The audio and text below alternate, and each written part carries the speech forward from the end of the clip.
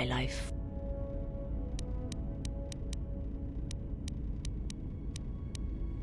I am prepared. I understand my life. I am prepared for my life. I am able to serve. If we enter battle, I will fight and die alongside you.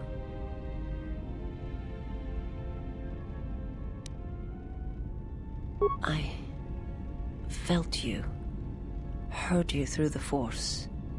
It was like a sound at the edge of hearing. And when I heard it, I found I could not ignore it. I serve my master. I am an emissary, a scout. My master was aware of a disturbance in the Force, but was unaware of its nature, of you. The disturbance is not something one feels from a living thing. There is little my master does not know, and that you eluded his sight for so long, it's significant. But I do not know why.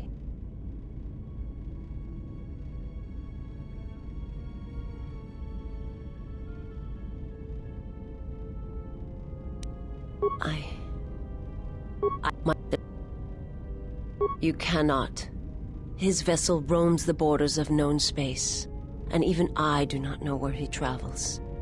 Until he calls for me. Even if I could lead you to my master, I cannot permit you to find him until you are ready.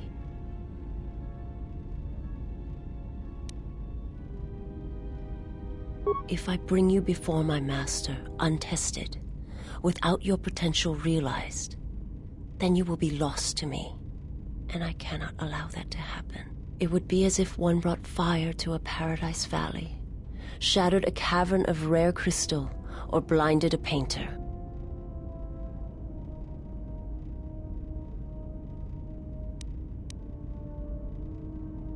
It is a choice that can be made by neither one of us. Do not be so quick to meet that which you do not understand. You will meet my master. It is inevitable. I have seen it. And when you stand before him and realize what you face, you must be prepared. There's a greatness in you.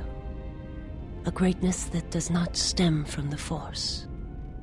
It stems from who you are. And if my master does not understand you, cannot see you, then perhaps there is hope for us all.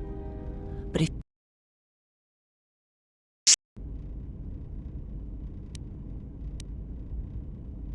there is much I see my master cannot. I fear it is because of my nature, the nature of my race. It is not a subject which I have spoken of since its destruction. I've heard tales of Malachor. It is said that many of my people felt the end of the Mandalorian Wars from across the galaxy. But do not mistake me. I did not mean to draw comparisons between KOTOR and Malachor. My homeworld still exists. It is intact.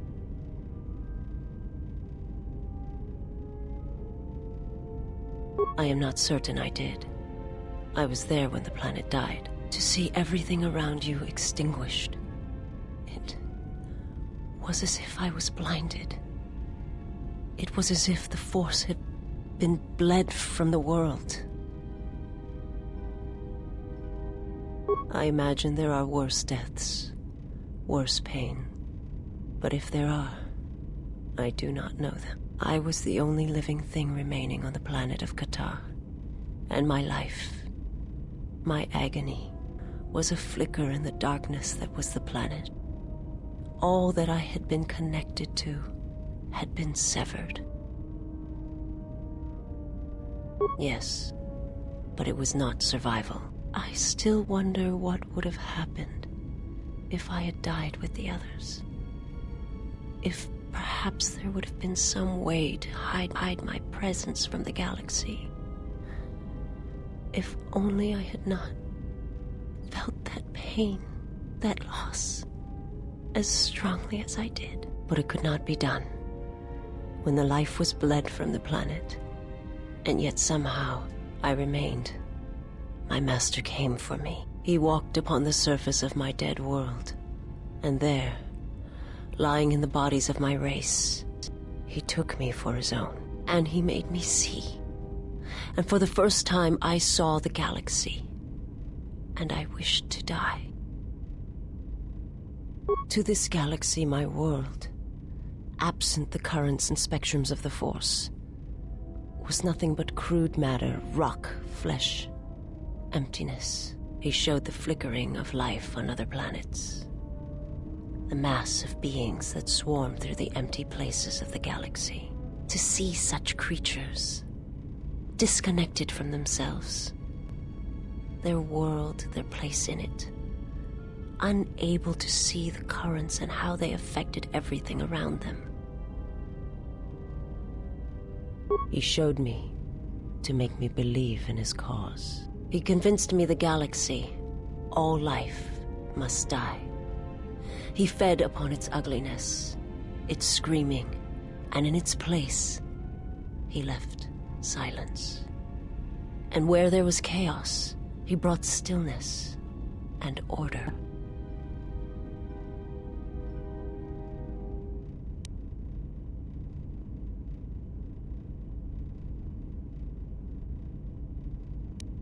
The Jedi, the last council of the Jedi, came to our world to meet in secret. They hoped that perhaps among our people, they could achieve the clarity to see what was striking them from the darkness of the galaxy. They succeeded, but only in bringing him from the outer regions. And KOTOR, with my kind, with the Jedi upon its surface, could no longer be ignored. And my people died, and the Jedi died, and there was no one left, only me. They hoped to see the threat that had been stalking them, and they did. But they were unprepared for the magnitude of the threat. He cannot deny his hunger for long, and any gathering of Jedi is something he cannot long resist. And now that the Jedi are vanishing, I do not know what will happen. Perhaps he will grow strong enough to eradicate all life, merely with his presence. I do not understand what you mean.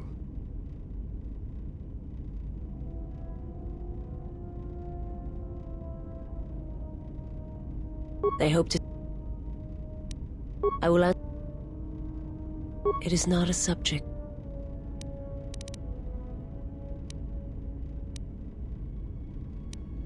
The planet was not destroyed. It remains. It orbits, dead in space. But nothing lives on its surface.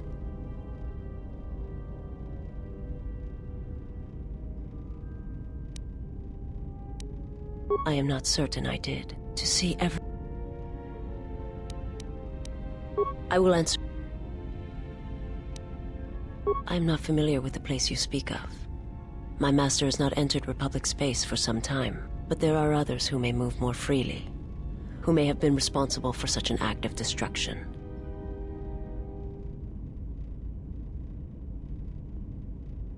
There are many factions within the Sith, all seeking to take what little remains in the wake of the Jedi Civil War. Where one moves, it is not always known to the others.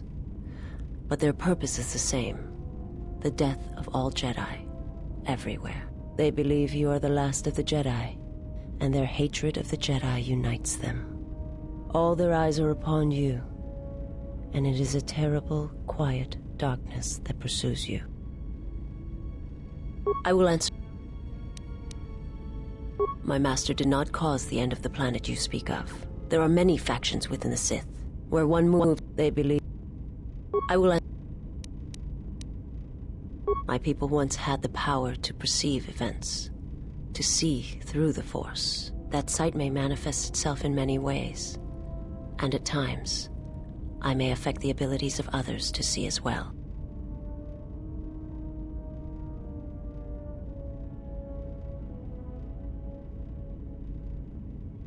My sight has been damaged. What I have taught you, it is not the full extent of the perceptions of my people. My master, when he showed me my world, showed it to me as it is. It hurt. And since that moment, it has been difficult to perceive the Force as I once did. But after traveling with you, I feel that perhaps there was a gift in it, hidden beneath the pain.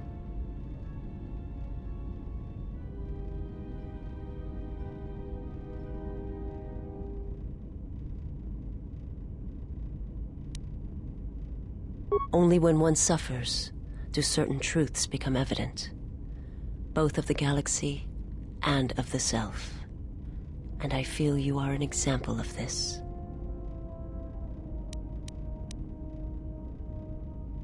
If you wish to know, perhaps it is possible to show another what my people see. First, you must close your eyes. The surface of the ship, its sights, will only be a distraction. Now, in your mind, reach out. Listen for my breathing. Do not focus on the sound, but the life behind it. Imagine its energy, its texture, in tandem with the breathing. And then in your mind, step back from the image and see what remains. There. It is not as difficult as I thought. You learn quickly. It will take effort to maintain such sight, but you now have that power.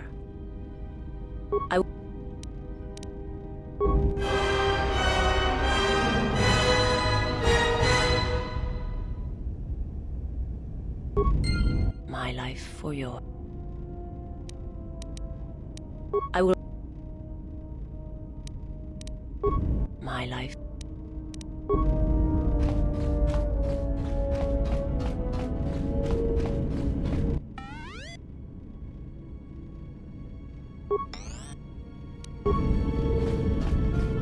Yes, General?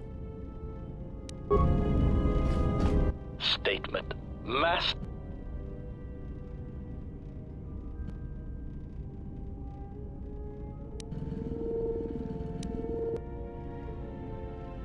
Statement. Just when I believe my photoreceptors have recorded the last potential aspect of your cruelty to my memory core, you commit a new atrocity that leaves me analyzing its impact for days. You are like a delightful random cruelty generator, Master, poisoning all you touch with your presence. You are a testament to all organic meatbags everywhere.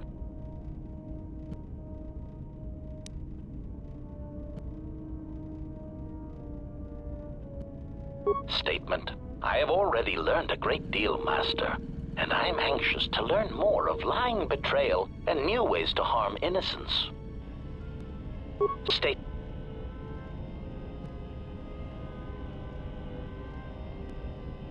Statement? Oh, yes, Master.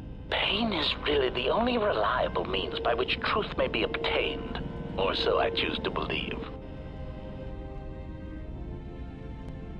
Statement. Very well, Master. But if you wish to be brutal and vicious about it, know that I am trained for such things. Do your worst. Statement. Master, I am no behavior. Very...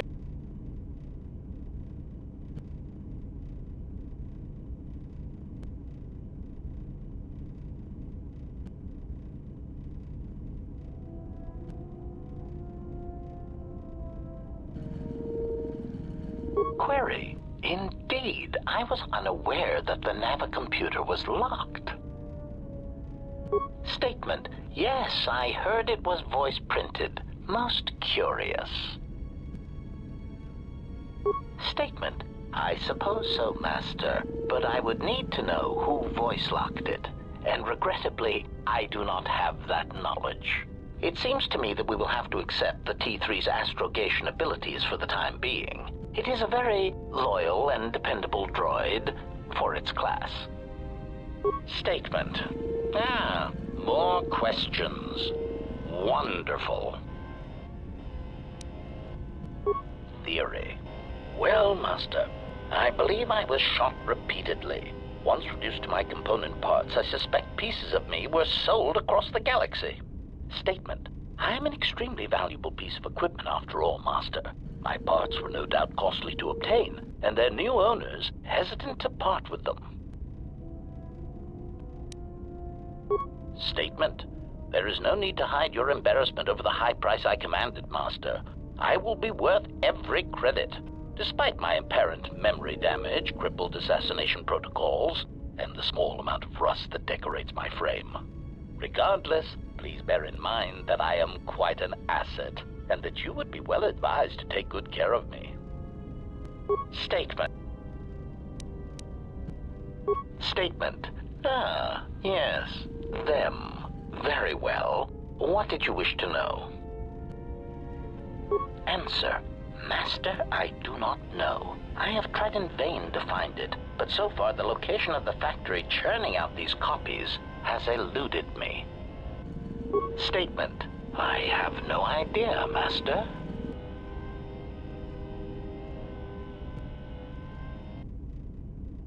Statement. Oh no, Master, surely you are mistaken. I would never malfunction in such a way on purpose. Prompt. Do you understand me? I have no idea. It certainly isn't a matter of it being locked in my memory core and being unable to communicate it to others. Answer. I fear that any such information that exists would only come out when a certain sequence of events takes place. That is why I am eager to encounter more of these clones in the hopes that something clicks that allows me to finally pull the trigger. Statement. Statement. Master, there are two reasons for this. One, the probability of them showing up around you is statistically high. If I travel with you, then my chances of encountering these clones is also high. The second reason is a little more complicated. You see, even though those clones are obviously cheap, artless imitations of me, well, they are still me. Answer. Somehow these droids are built from my schematics. This causes certain complications. Answer. Because of my self-preservation program, my behavior core recognizes these templates as still being me, despite their individuality. I could no more shoot them than I could shoot myself. It is a frustrating situation that has been looping through my behavior core for some time. Statement.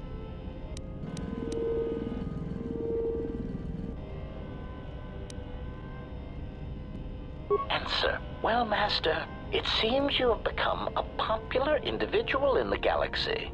This is somewhat surprising to me, since this dissemination of information could not have been caused by your actions alone.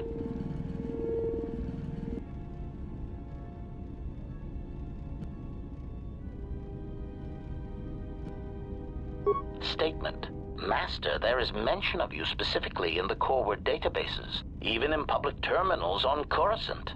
Observation. I was led to believe that this information concerning Jedi was not for public consumption, yet somehow it has been made known to them.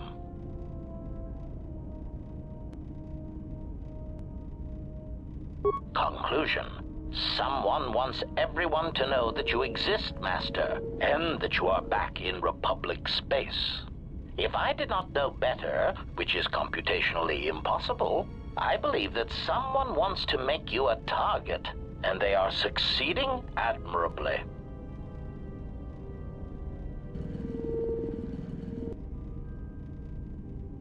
Answer. Master, my feeling would be the exchange. But that doesn't seem to be enough to answer the question, however. Rhetorical. Why wouldn't they have simply kept the information to themselves? Such an answer does not address the central question. And that is, why someone would choose to broadcast your location all over the known galaxy. Theory. My suspicion is that someone is using you as bait for a larger target, who is unknown at this time.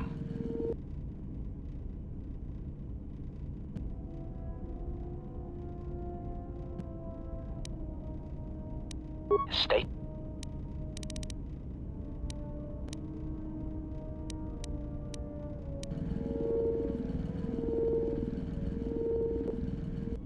Answer.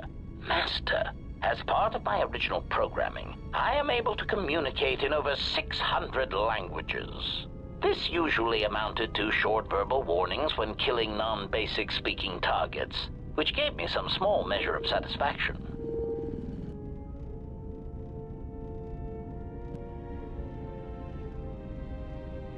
Answer. Yes. I believe my original master needed this functionality in order to recover information from various indigenous tribes across the galaxy, but I know little else than that. Suffice to say that that translation capability allowed these copies of myself to assume the role of protocol and translation droids in much of known space. That is, of course, not their primary function. And while they are attempting to pass themselves off as translation droids, their primary functionality keeps rising to the forefront. Recitation. For example, on Praven Prime, the simple transferring of Elzing syntax for friendship changes its meaning and implies that one's broodmate was actually impregnated by their own host. That wasn't said to them directly, was it? Confirmation. Oh, truly, you can imagine the results. Statement. This comment, of course, caused a civil war between the Guvandi Collective and Elzing that still persists to the current date.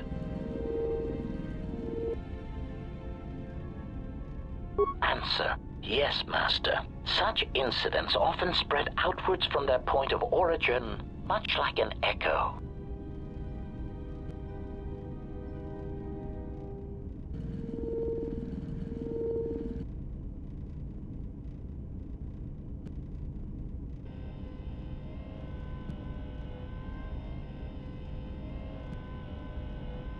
Query.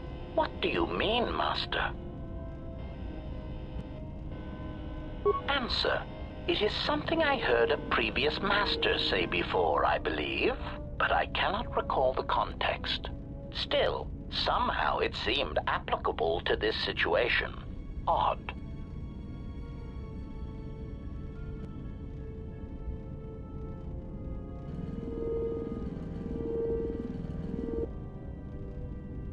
Answer. In the case of Praven Prime, the Civil War actually forced the Republic to back out of Guvandi space and let their world fall from Republic control. As I understand it, that would be best. Keeping such a world would have been a token gesture of control. As an added burden, the resources needed to invest in diplomatic and trade relations would have far outweighed what would have been required. Besides, Master, quite frankly, the Guvandi and Elzing needed a good war. They were races that relied more on words than actions, and a good brisk killing woke them from their torpid state. Also, the result of the war will be that the drastically reduced Elzing population will eventually need to call upon the Republic for emergency relief.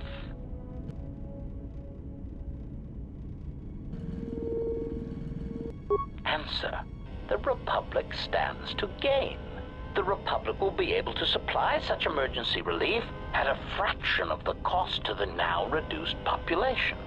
Of course, such aid would only come 4 or 5 years after the war was started. One would have to be patient and let death and destruction run its course. Answer. You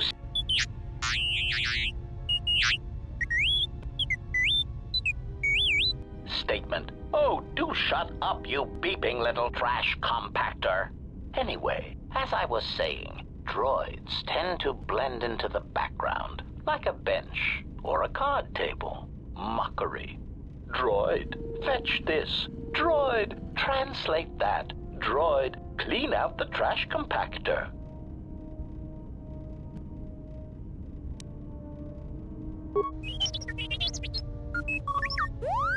Part of the love of my function comes when the furnishings pull out Tabana-powered rifles and point them at the owner's heads. My identity as an assassin droid was unknown for quite some time, Even during the recent events, when all that trouble occurred amongst the Jedi. I'm sure you've already heard more than enough about it, so I will spare you the details.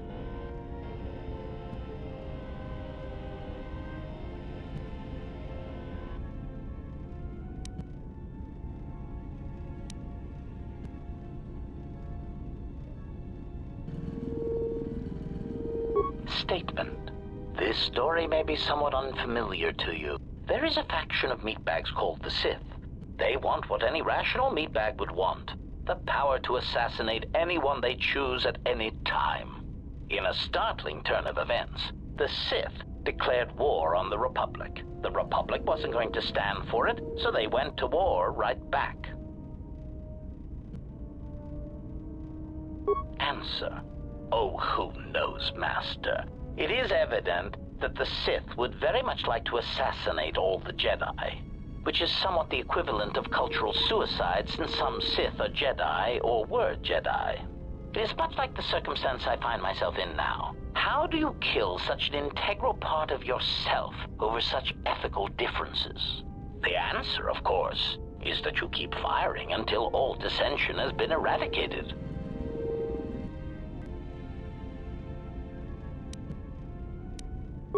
Recitation. That wasn't... Answer. State. Answer. I do not know why these clones chose now to start revealing themselves.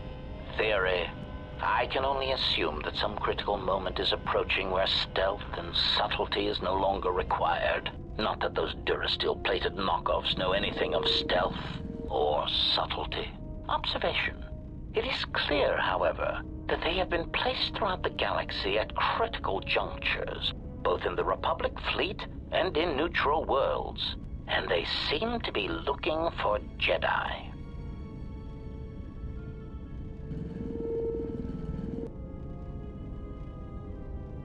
Statement.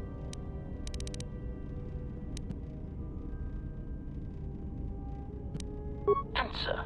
My feelings on the matter are something that I feel I must put in proper context, in a way that even a meatbag such as yourself could easily comprehend. Theory. Imagine, if you will, that you are unique, the pinnacle of an exiled, cast-out Jedi who can't even use the Force. Imagine that no one has sunk lower than you, that you are truly the most miserable example of a Jedi ever. Continuation. Now that you have that image, imagine this. Someone clones you. Badly, I might add. They make the clones talk differently, rob you of any shred of personality, and take your Jedi code and adjust it, so that it is not really the Jedi code anymore. They even change your pigmentation to a rather poor shade of Durasteel, rather than the proper rusty red that inspires fear in targets. And of course, they refer to meatbags as organics. Unacceptable.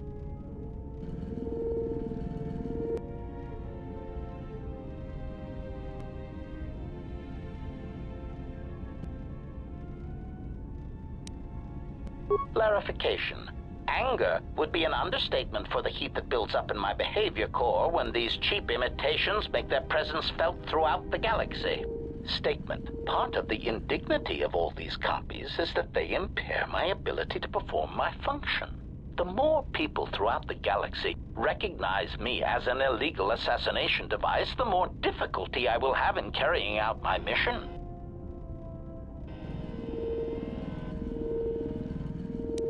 Statement.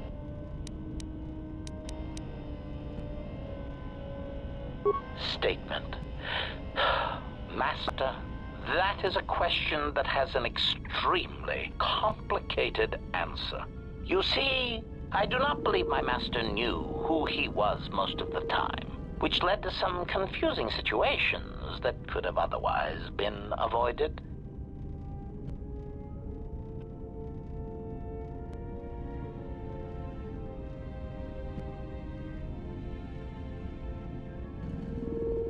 Clarification.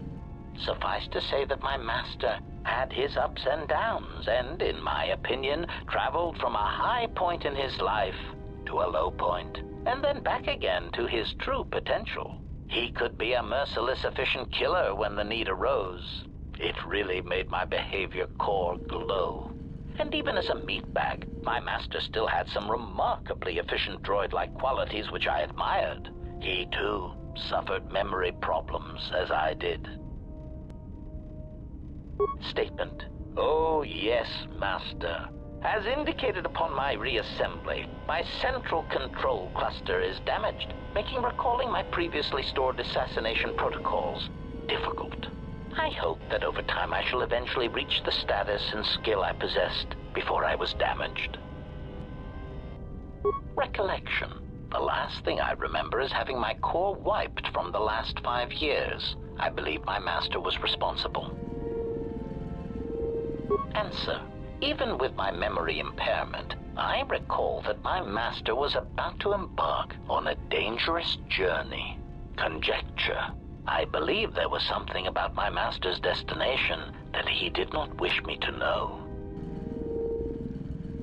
Answer. I am somewhat disappointed that my master did not choose to take me along, of course. Wherever my master traveled, destruction and death were assured.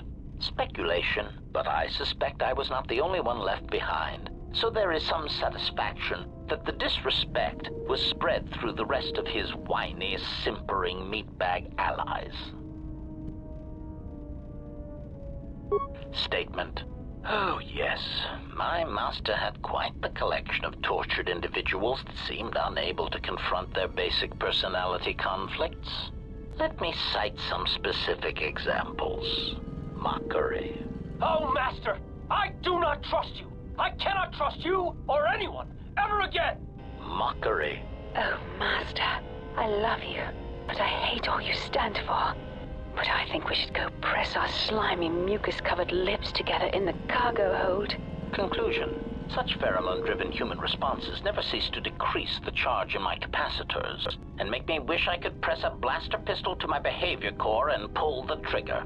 I am pleased that this does not seem to be the case with your current entourage.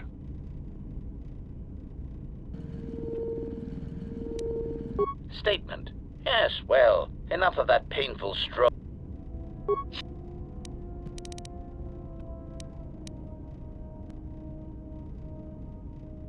Answer. No, Master, I do not. I am afraid I have been out of touch with the Sith for many years. This new Sith threat fights differently than the ones I was familiar with. These seem to favor stealth and assassination to achieve their ends. Answer. No, Master. The Sith had many hidden bases and strongholds before and during the Jedi Civil War, and I doubt the Republic found them all. Theory. It is possible that the Sith still hold one such base, if not several. Constellation. But I would not worry, Master. I imagine it will not be long before their murderous hands try to seize you by the throat. Twi'lek metaphor. Jonta bosi likita masisoringada untamiasa grawino roto.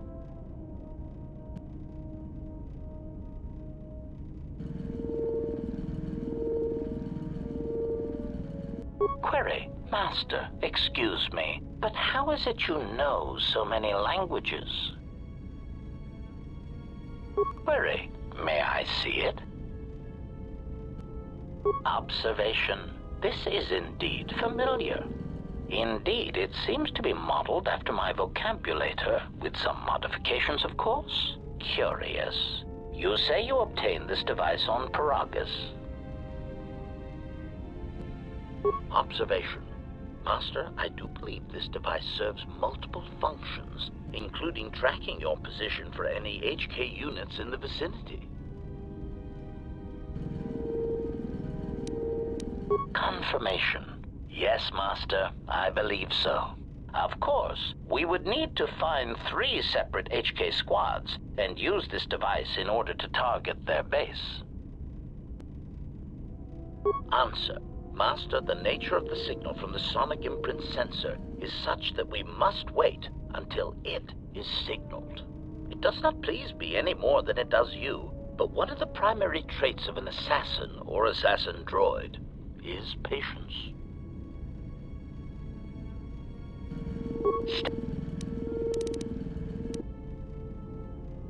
Statement. Master, you wound me. Not physically, but in my behavior core. It is true that I once possessed many more protocols and upgrades, but time and damage has taken its toll. And I am afraid that I have a rather long history of memory problems, which has also compromised my effectiveness as well. Still, you will find me a valuable asset, Master, willing and able to terminate anything you point me towards. Statement. Query. I must express some degree of confusion concerning your actions. You are the one who followed Revan in the Mandalorian Wars, are you not?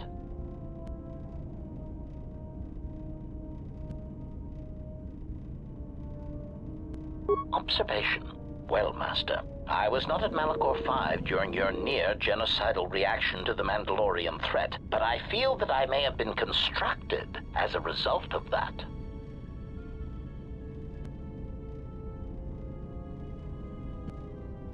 Observation.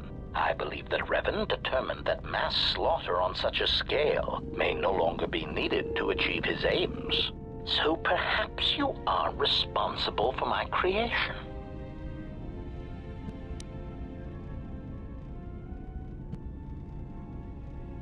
Answer. No, Master. I was constructed shortly after the beginning of the Jedi Civil War.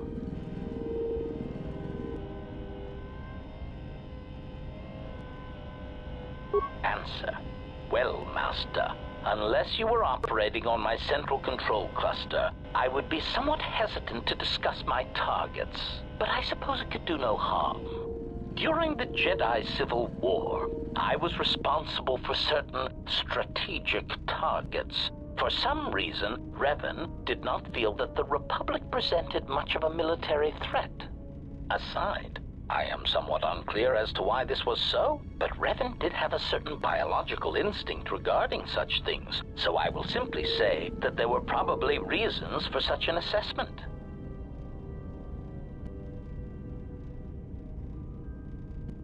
Answer. Revan felt the true war was against the Jedi. Observation. It was not something discussed with much of the others, but I think Revan recognized that a single Jedi, both in the past and in the present, could turn the tide of a conflict. So my targets were frequently Jedi, or someone close to a Jedi that could result in their corruption or collapse. Revan often assigned me to kill leaders or supporters of certain Jedi so as to erode their will. Answer. Revan saw the pressures of war on Duxon and knew that even in the heat of conflict, Jedi could be broken, not physically, but psychologically. Observation. It is a curious thing to assassinate and wound someone's personality, to assassinate them psychologically, and it took me some time to reconcile the acts. I am much more used to the direct approach. Still, I served well and killed many Jedi.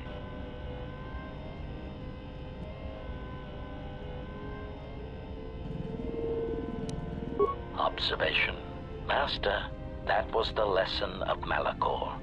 Any Jedi involved in the systematic slaughter on such a scale cannot help but doubt and question themselves.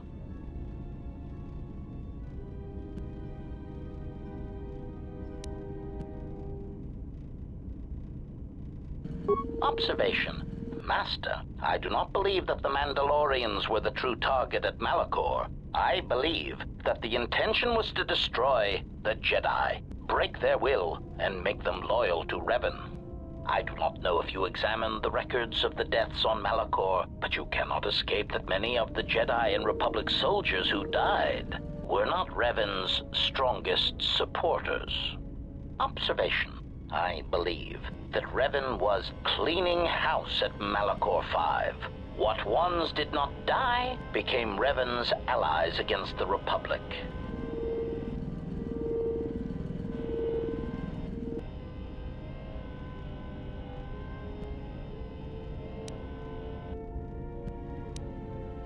Request. First, Master, I would appreciate it if Jedi need to be killed, that you permit me to kill those annoying pseudo-pacifists for you.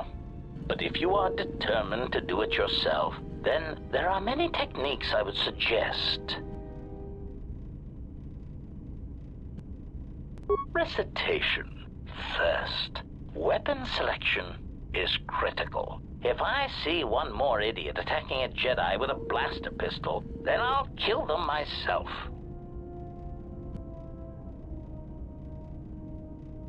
Answer. Select grenades, sonic screamers, cluster rockets, and plasma charges.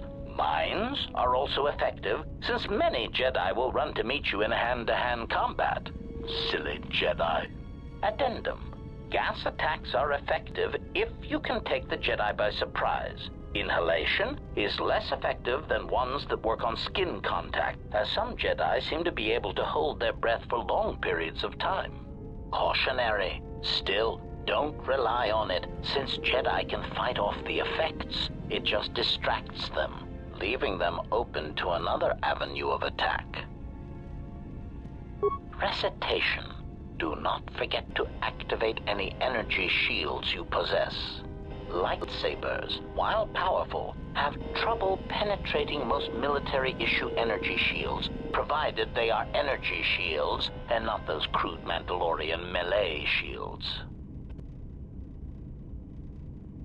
Answer. Countering their other powers is more difficult. Confession. I do not fully understand their other abilities, but I do know that many of them require that the Jedi know that you are there and can see you.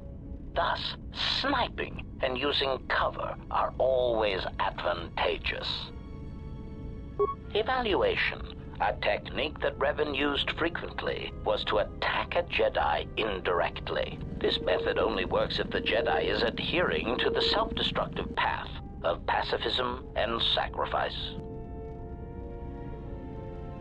Answer. Kill their allies or place them in jeopardy. Many Jedi will leave themselves exposed in order to protect another. That is why there are many less Jedi than there were a decade ago. Cautionary. Oh no, Master. In fact, that is the worst thing you can do. Explanation. Statistically, over-planning the assassination of a Jedi seems to backfire. Extrapolation. There are many theorists who claim Jedi can see the future, and I do not know if that is true, but it seems impulsive acts are more common to succeed than planned incidents.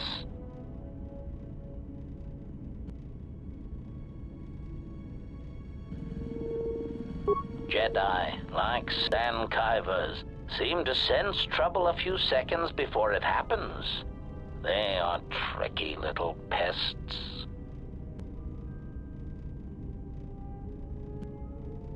Answer. No, Master. In addition to traps, mines, and orbital bombardment, Revan and the Sith often employed meatbag assassins for some Jedi skilled in the same techniques that I was trained in. Strangely enough, Revan believed that meatbags that did not use or believe in the Force were especially important, since in many respects, they were more difficult for Jedi to detect. Revan had many of them trained to hide their minds, as it were. Again, once these techniques were learned, the percentage of living Jedi began to decrease accordingly. Answer. Generally, this was done by broadcasting strong emotions while thinking about something else. It was a curious technique, but it seemed to be effective in blinding Jedi. Whether guilt, lust, fear, they act as mental interference, making finding the true intentions of the broadcasting meatbag difficult. Answer. Obviously, a Force-sensitive broadcasting such emotions puts themselves at a risk of not using the Force properly. since to use it seems to require an inner calm that most meatbags do not possess. As much as the Jedi could not use such a technique, the Sith Lords cannot use it for much the same reasons. Such passions as guilt, lust, and fear are really strengths to the Sith code. Statement. The Master felt it was ironic that only people who had experienced such passions could harm Jedi in such a way that to kill Jedi, you had to be a human being. Revan found that quite amusing. Answer. The odds of me being forced to use such techniques against you has decreased, Master. There are some methods I could... Statement. Overwhelming odds is also a good tactic, Master. There are few Jedi that can long hold their ground against 100 attackers all firing at once, or being turned on by their own troops. But the most effective weapon against Jedi seems to be the erosion of the spirit.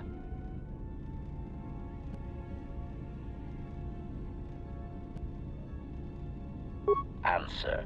Revan claimed that psychological warfare against Jedi was important because much of their power comes from their state of mind, their connection to this religion called the Force. Revan said that many Jedi have the capability to form connections to life around them, although few of them realize the extent to which this is possible. Recollection. I believe my master speculated that many Jedi did not fully form such connections because of their discipline, because they never opened their lives to the passions around them. I believe Revan termed it that one would need to be a human being to develop such connections. It is something that the Jedi Code could not teach. One simply knew it instinctively or not.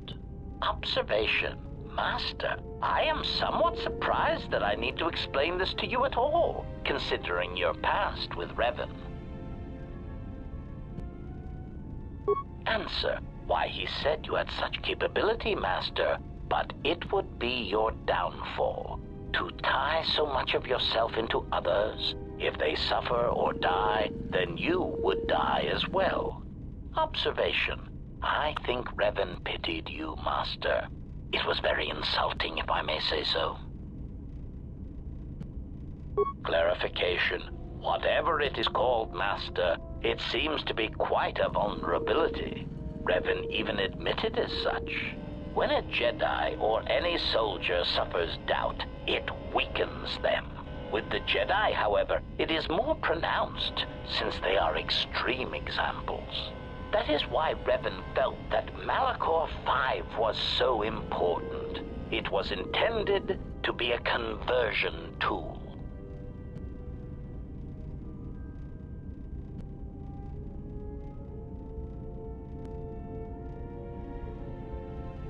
Assessment. When faced with a continuous series of hard-fought battles, I detected a significant statistical increase in Jedi following Revan over the Jedi Code, a compromise in principles brought about by battlefield conditions. The emotional weight of war changed Jedi morale, power, and eventually their allegiance. Conclusion. I believe the Mandalorian Wars were to beat the Mandalorians, and also to allow Revan to build the foundation of his army.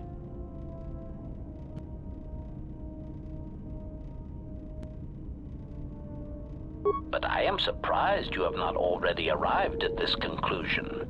Surely the loss of your troops and the Jedi who served under you at Malachor 5 had a detrimental effect upon you and your ties to the Force, and I suspect your desire to be around others ever again.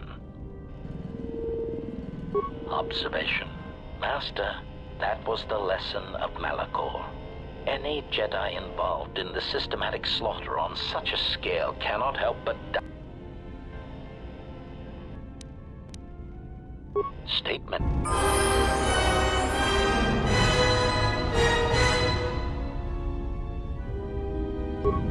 Query.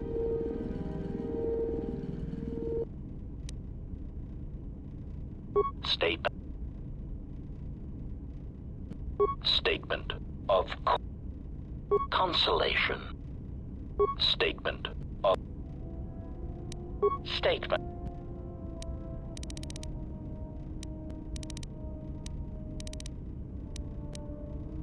Answer. Why? Because your actions then and now are related, and I feel I need some context. Statement. Sometimes, Master, it is difficult for meatbags to step back and gain some perspective on death and its importance in their insignificant lives. Explanation. You see, Master, assassination is such a versatile tool. I have seen the removal of a single target have far-reaching consequences for a nation, world, even a galaxy. The repercussions of even the smallest lives, whether dead or alive, can have profound implications on history. But surely you realize this.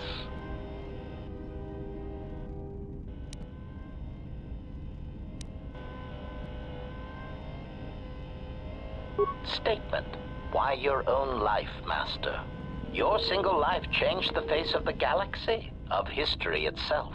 Malachor V was an impressive act of destruction, but its impact on the lives of others in the galaxy was far more extreme. I mean, Master, you brought about the death of the Mandalorian race. I doubt they realize it yet, but you dealt them a blow from which they will never recover.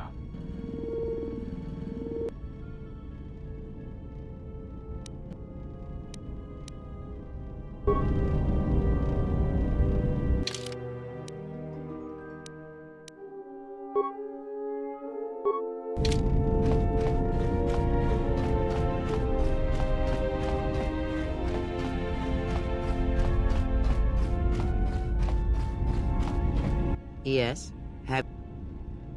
Very well. She did nothing to your eyes that was not already there.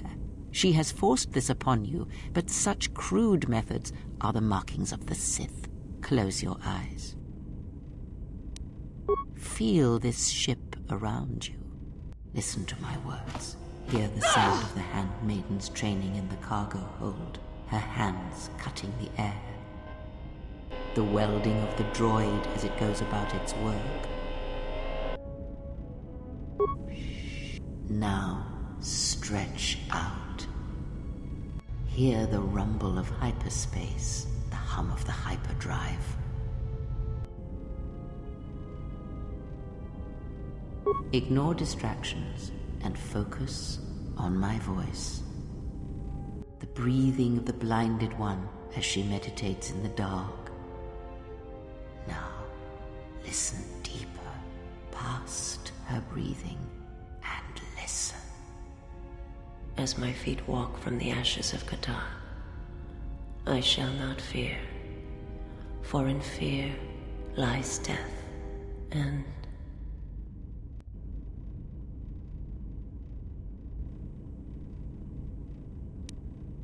You are strong indeed. What you heard were surface thoughts only, but it is something that masters have trained for years and never learned. That is not the real question you should ask. Is such listening enough to perceive the world around you? It is not, because to listen to the thoughts of another is much like attempting to see the universe only with your eyes. It is equally limiting. Now leave me be. I must rest.